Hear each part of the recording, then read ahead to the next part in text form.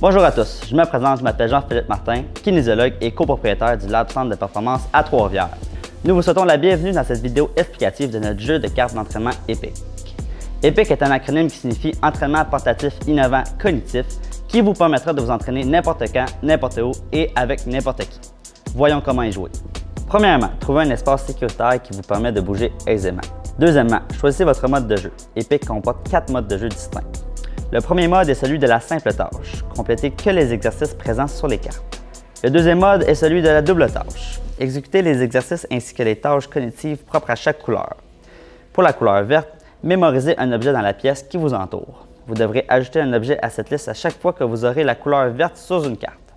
Bleu, énumérez le plus de mots possible, commençant par la lettre présente dans le cercle bleu. Jaune, concentrez-vous à fixer la carte jaune lors de l'exécution de vos répétitions. Vous pourrez ensuite déplacer cette carte afin de diriger votre attention à une autre location lors de la prochaine carte avec un point jaune. Mauve, faites le décompte à partir du chiffre présent dans le cercle mauve pour compter vos répétitions. Troisième mode est celui du mode flamme. Le mode flamme vous offre un choix. Lorsque vous tournez une carte qui possède un icône flamme, vous devez soit ajouter 10 au nombre de répétitions présentes sur cette carte, ou sauter celle-ci et doubler les répétitions de la prochaine carte. Le dernier mode est celui du mode défi. Le mode défi est le seul mode qui utilise les cartes défi. Mélangez-les avec le reste du paquet. Les joueurs tournent des cartes à tour de rôle et lorsqu'un de ceux-ci tourne une carte défi, il devra l'attribuer à un autre joueur, ce qui influencera son nombre de répétitions sur la prochaine carte du paquet. Troisièmement, choisissez le nombre de cartes que vous souhaitez exécuter. Cela aura une influence directe sur la durée de la partie.